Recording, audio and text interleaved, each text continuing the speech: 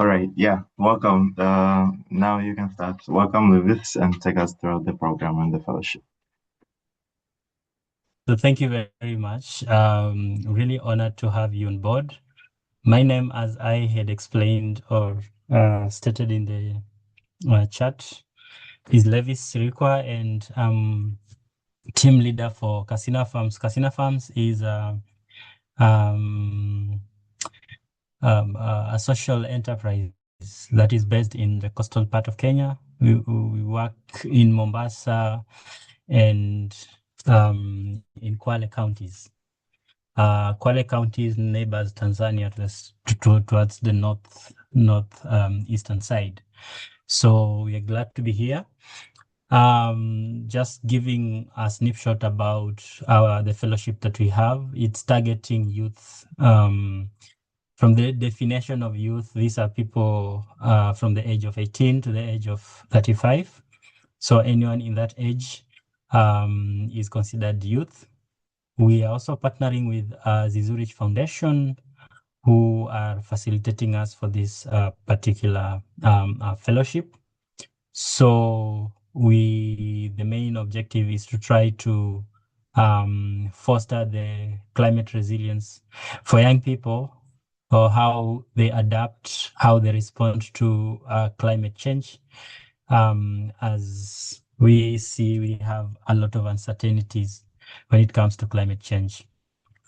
So specifically, this is a 6 months initiative. It will start with application screening and then onboarding online. So we'll have online sessions, which is more of empowering or capacity building through knowledge sharing. I wish to call that cross pollination, because yes, we'll be having facilitators who will be telling us about different initiatives that youth can be engaged in to enhance their resilience, different skills, and we might also be having people who also share their experiences. Some of the things that we'll be looking for when in the applications will be youths that are in the leadership position, those that are working directly with the community, and those that are having like projects, maybe nature-based enterprises or social enterprises. So we know that the nature-based enterprises are birthed from nature-based solutions. So we'll also want to understand what is the difference between nature-based solutions and nature-based enterprises. So that is the overview. Then beyond this will take around 3 to 5 months, or 3 to 4 months, the online sessions. Then we'll have an um, um, in-person kind of practical, where again a selected pool from the online session will also be selected to participate in activities in Tanzania and in Kenya. So this will be based on merit. So then for all those that will be selected from the program, they will get upon successful completion, whether online or extension to the practical, they will be given a certificate just to confirm that they have participated in this fellowship. So as Ayla had said, feel free to raise any questions or any suggestions that may come. So I've already explained this, the target beneficiaries. I think I have explained this. We are aiming to reach out to 50 young climate leaders from the East Africa. And by reaching out to 50, we believe that we'll have reached out to over 1,000 community members, because it's through awareness. We're creating awareness. We are doing skill transfer in terms of knowledge transfer, cross pollination. and then you're also doing like practical skill enhancement activities. So if this is your interest, I think you're welcome to apply. So key areas, we have a lot of areas. However, we are looking at, for those, because we are the coast and we are doing some entities are doing mangrove restoration. We are looking at a model called community-based ecological mangrove restoration model. So you'll get to learn about that. If you're working with communities and you're doing mangrove restoration activities, we'll get some insights, because this is a model that has been scientifically proven and it is successful and it is regenerative. That means making the forest recover fast, and recovering means the ecological functions of the forest also recover. Then regenerative agriculture, whatever I've said that Kasina Farms is doing. So how can youth leverage on skills around regenerative agriculture that can put money in their wallets and food on the table? So we are going to talk about organic farming, biofertilizer, biopesticides, profitable apiculture, garden, urban farming, and all that. All these techniques. For those who will be privileged to attend in person, I think you'll have like an in-person interaction with this. For those who will be online, I think you'll have access to facilitators who will be there for you to explain things in details. And this is something that we have done as young people. All of us are also youths, so we relate with the challenges you're facing, and you are welcomed to open up. It's a free space. If you're doing something and you're experiencing some challenges, some gaps, we are glad to brainstorm and troubleshoot. Then the side of SOA Tanzania will get to learn more about seagrass restoration and sea cucumber farming. So these are also initiatives that communities are doing, and it's also attracting investment and funding. And then we also have leadership and mental well-being, as well as we also have a provision for soft skills in terms of business development. So that one, if time allows us, we'll just brush through how do you develop your product to ensure that your product goes to the market and it penetrates, it brings the revenue that it deserves to bring. So that is the training areas. So these I've already explained. Okay, regional networking and mentorship, cross-country exchange visits. So we'll be doing Kenya and Tanzania for now. Practical field demonstration. Then mentors will be there post-program. We'll create a community that we can always, exchange idea. And as I said, our approach is not, teacher student. It's cross-pollination. It means both the facilitator and both the learner or the audience both have value, and by exchanging this value, they both gain. For example, if I have a mango and you have a banana, I cut mine half, you cut yours half, we share, both of us have gained. Okay, so that is the kind of attitude, the kind of energy you're bringing here. It's facilitative, so it will not be monologue. You are encouraged to participate. You will have a lot of breakout sessions. We'll have a lot of practical case scenarios and case studies, and then it's adaptive. So while we have prepared, while the facilitators will have prepared some presentations based on emerging problems or discussions, how the discussions flow, the facilitators will actually be able to adapt into that and address any emerging issues. Should there be ideas? Should there be challenges? For example, we were talking about beekeeping, and one person in the in the participants group is saying that, hey, I've bought hives, I've put there, but no bees are coming inside. So the facilitator will have to take some time and actually address that. And by addressing that, everyone gets to learn in a unique way. So you get to learn, you get to practice, you get to share, and then you lead. We are preparing community leaders. We are preparing leaders who, after this fellowship, you go back to your initiative, you are empowered enough to take lead. So this is just quickly, on the expectations. So building networks, I think I have said all of us are young people and we need to grow together. We need to hold each other's hand and grow. Then strengthen leadership, emotional well-being and intelligence, and community resilience through practical learning.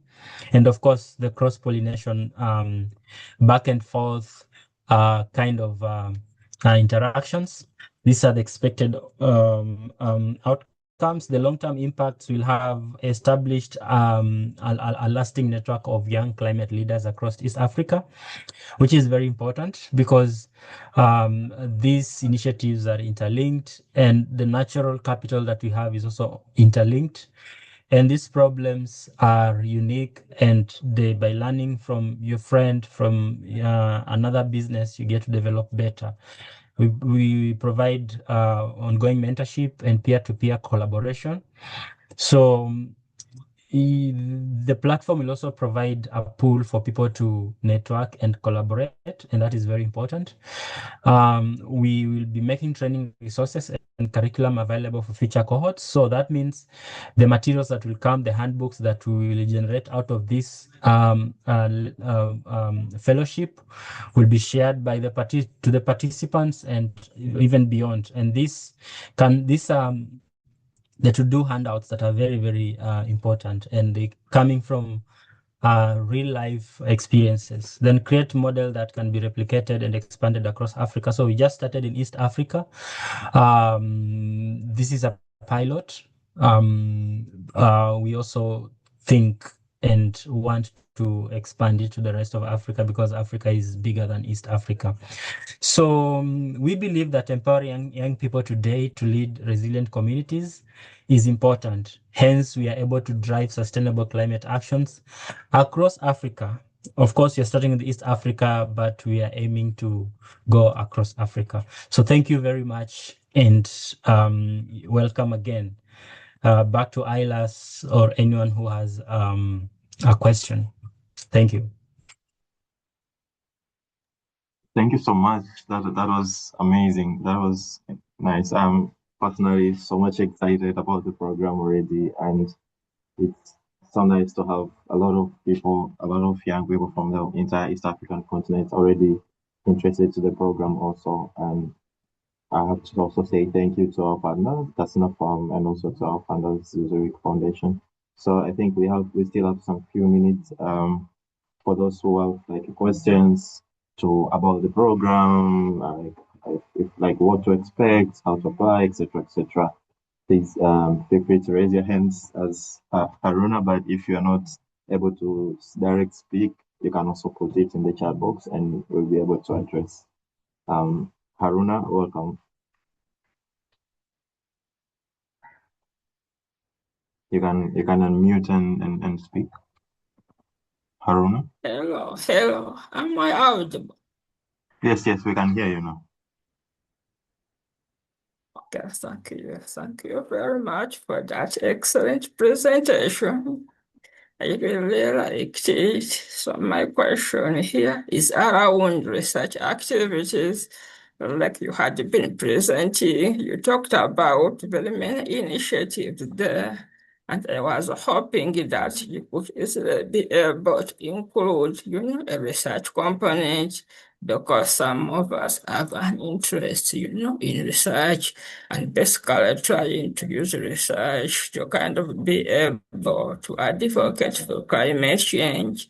And part of the work that I do here in Uganda is to literally be able to present, research as an evidence And what I have come to literally be able to know is that many advocates literally in this kind of area like what we call research, how to present their research finding as evidence, because we are going to be able to convince, like, say, policymaker or individual in that position to adopt policies without any kind of evidence. And so literally wanted to know how we are going to go about that research as a way of trying to help young leader, in gathering evidence that can be presented to achieve those longer term goals like drafting policies.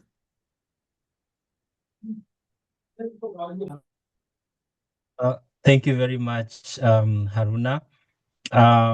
Thank you for your question.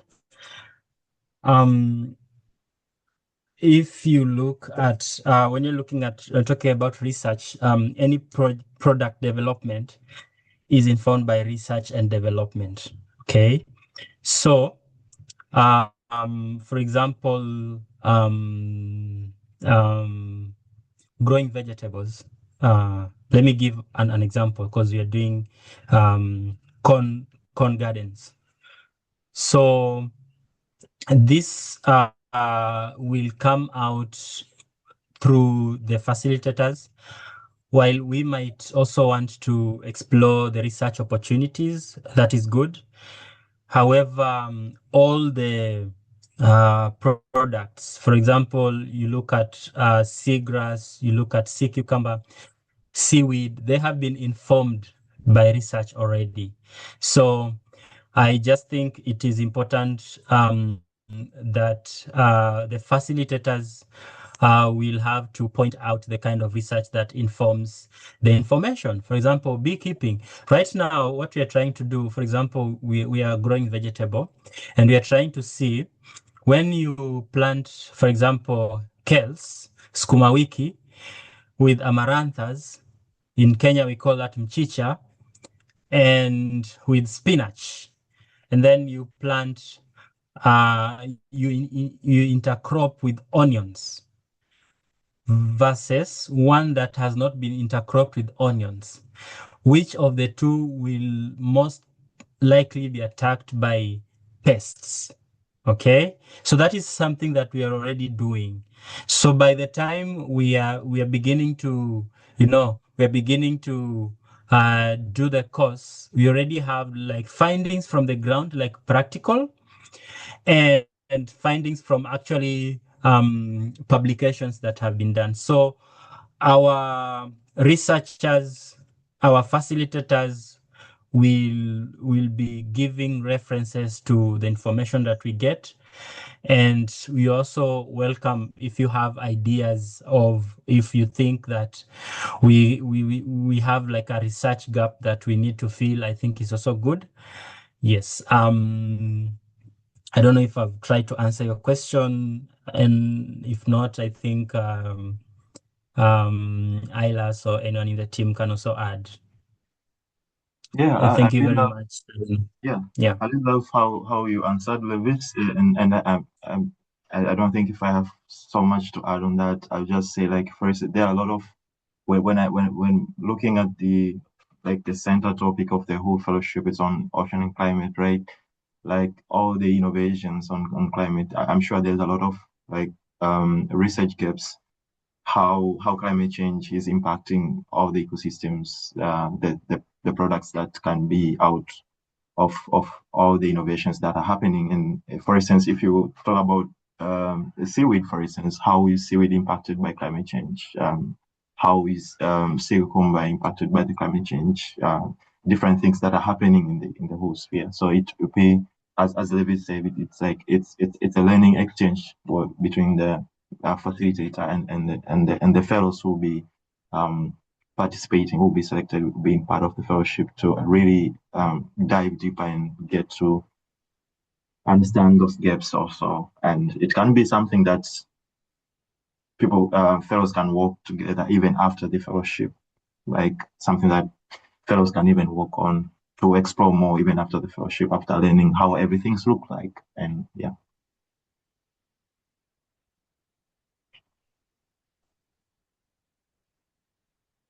Do you have more questions?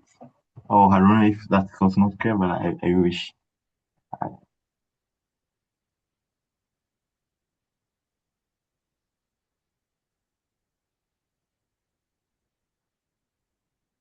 Thank you. Thank you for that.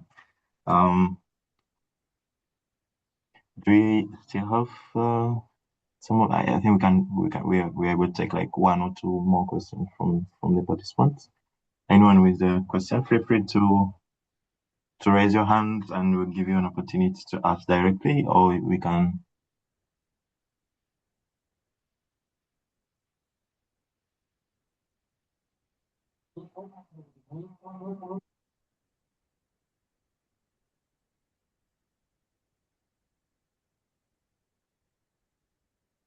Thank you so much, Haruna. Yeah. Yes. We'll definitely love to stay in touch with you. Thank you.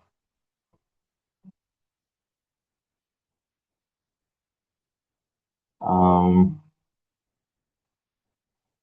yeah, if we don't have more questions, I would love to like find a very nice way to close up the meeting.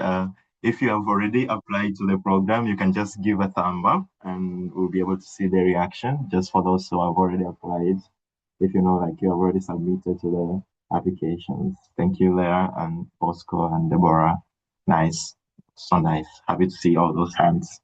And if you haven't yet submitted, but it's after this call, you're really sure that you're going to submit the application, also please put finger ups and we can see. I'm late to join the meeting. Sorry, it's okay. It's okay, Edie. We're going to share the recording of the meeting, and I'm sure you'll be able to catch up to everything. We were just explaining about the fellowship, how it looks like, what should you expect, and for those who haven't yet applied, like how to apply, like how to respond to some of the questions maybe which were not clear when you were looking at the form and something like that. Yeah.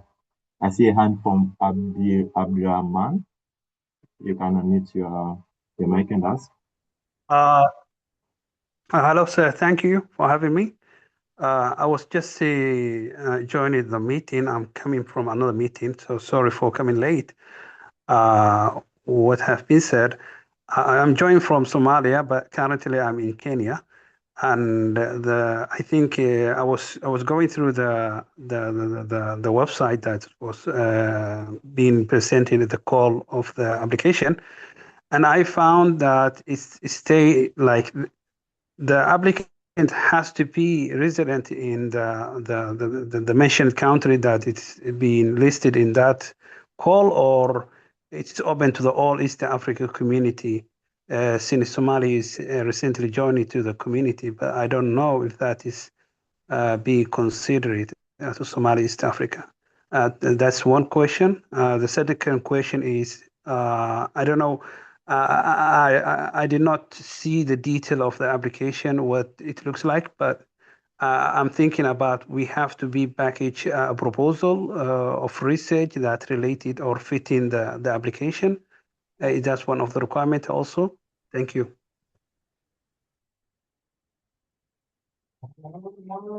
I think I can take the second one. I did not hear correctly. Let me see if you can take the second. Will be lovely. The fellowship is open for the East African countries. So yeah, so feel free to submit so long as you'll be able to. You're coming from East African country. Yeah, of course, I cannot say that we have the capacity to take all fellows from East Africa, but we are trying our level best to at least have fellows from different countries in the East Africa. And so for the fellows who will be selected in the entire East African countries, we'll have we'll participate in the fellowship for those who will be selected, and we'll learn throughout the virtual session, and also will be selected to the field sessions. We also have one opportunity to attend the field session. So yeah, at the moment we are open to receive application for the entire East African countries, and yeah, you can feel free to apply to the fellowship. And yeah, all the best. The second question was about research. I'm not sure if I got it correctly. If you're able to. Yeah, I think the second question was about how you apply. He was asking about if somebody needs to do a proposal in the application. Is that so? Yes, you're correct. Yes. Correct. Yeah. Ilas, do you have a direct answer to that in the structure of application, if it's a requirement for people to submit a proposal in the application? No, the application form. I also put the link to the application form, to the direct application form. I think we're just collecting information like who you are, like why should you be part of the program, etc. And in the application process, currently we don't have like a place for you to submit a concept or something like that. Yeah. Maybe if it's something that during the program, maybe you have a certain idea after learning everything you want to share with the facilitator, and like to just for the facilitator to provide like maybe comments or insights or something like that. That we welcome, but during the application process, we are not receiving any kind of like a concept note or something like that.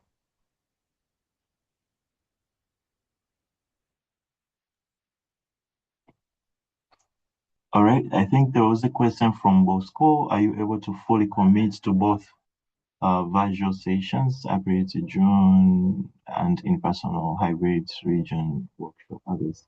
Please, I want to, yes, thank you so much for this, Bosco. So actually, it was on our side. There was a lot of planning among ourselves, among the hosting and coordinators, Kasna Farms and SY Tanzania. So there was initial plannings around to have the fellowship around August and the value session around April and June. So there is a restructure, but unfortunately we cannot edit the form because it's already live, etc. But the virtual sessions will take place in August, and the in-person sessions will be around November, if I'm not mistaken. Lewis, you can correct me or anyone from the team.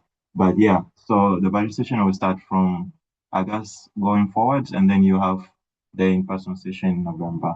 Yeah.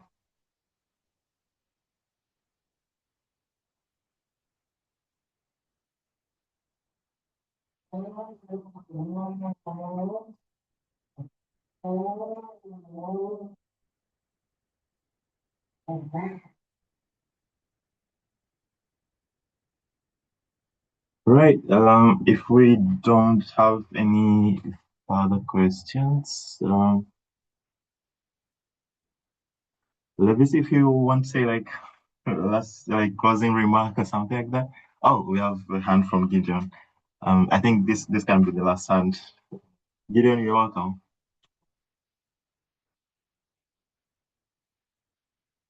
Gideon, you can unmute your mic. Thank you. I'm Gideon Mwenda Mashira. I've entered this meeting late, but I would like to ask a question on the matters of climate in tree plantings. I don't know, especially mangrove tree planting, because currently I'm located at coastal region of North Coast region in Kenya, but I'm still a student, Kenya Coast National Polytechnic, and a member of Greening Club in the same school, and an active member. But in our region, we have been having some challenges in concerning water. This place is totally full of salty water, and salty water does not allow, or it's not that good used in tree planting. Sometimes you may plant a tree, but within a few months it may dry up. That's bringing a lot of loss of seedlings, drying, and other big trees drying up. That's causing a lot of global warming in our region. So I would ask, like, if we could have a solution, or maybe having a support in some non-government organization or government in such challenges, it will help us a lot. Thank you. Thank you, Gideon. Thank you for the question. The place you're talking about is around Magarini, the northern side, right?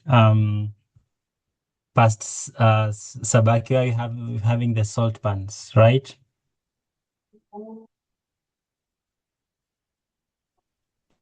Yes, Okay. yes, and and those area of Lamu and Kaloleni, that part. Okay. So that is a very huge and big topic. However, we'll try to cover much. Personally, I am a mangrove ecologist, and I have been able to work in Marereni, Magarini, those areas.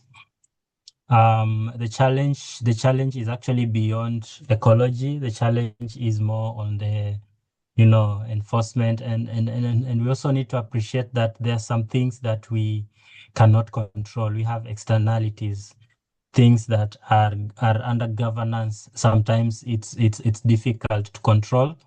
However, we'll try to brainstorm and share ideas how we can be able to go around that when we'll be learning about CBMR, that is a community-based ecological mangrove restoration model approach.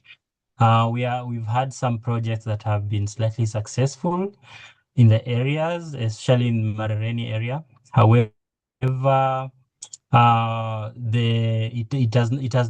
has not just taken planting. It has been beyond planting.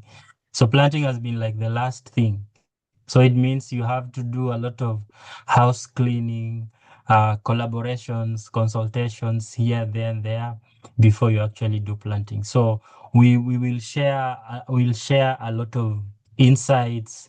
We'll share a lot of ideas just to ensure that we don't throw away our investment, because every tree is an investment. We are calling them, are they expensive holes? So are we really regenerating our forest, or we are digging expensive holes? So that is something that we also need to understand. Thank you for your question. And I also know that facilitators will also note that kind of challenge. And even as you finish this call, think of what can you do that can actually bring money to you in a way that is sustainable. We understand that planting mangroves has been a business for communities, but can we really change that so that planting mangrove is not the main business, but an outcome of a more sustainable business venture, so that you're planting mangrove as a return, a give back, and not planting mangrove because you've been funded to plant mangroves. So we will be discussing much about that. Thank you for your question.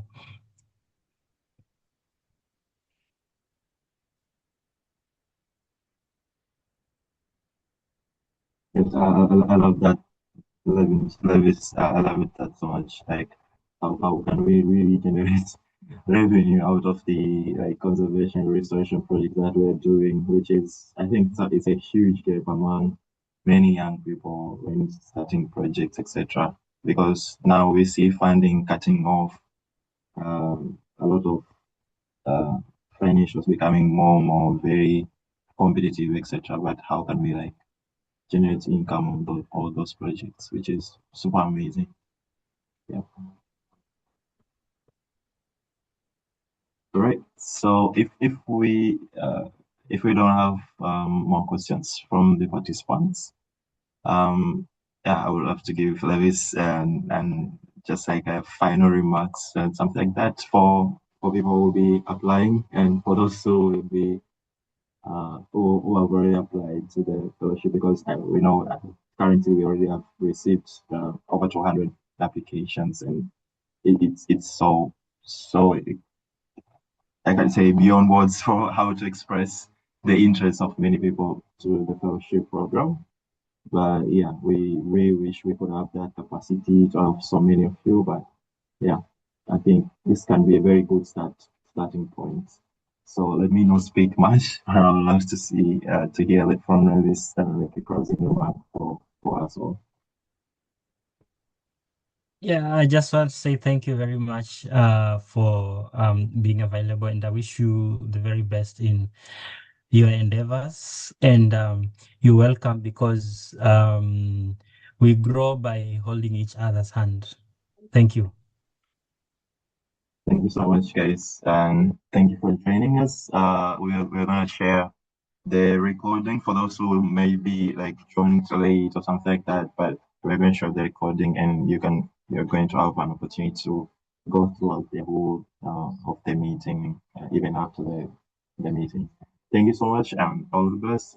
If you haven't applied, please do apply and also share. Feel free to connect with us. You can see us on our social media platform, Kasina Farm and SOA Tanzania, and you can also even feel free to follow our supporting partner, Zurich Foundation. You can also pass our website to learn more what we're doing, etc. And maybe we can even connect even beyond the program and the fellowship. We are open for that also. Thank you guys, and thank you for joining us.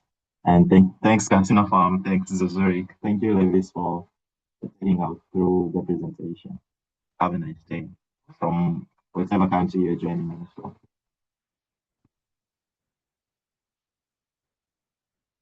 Thank you.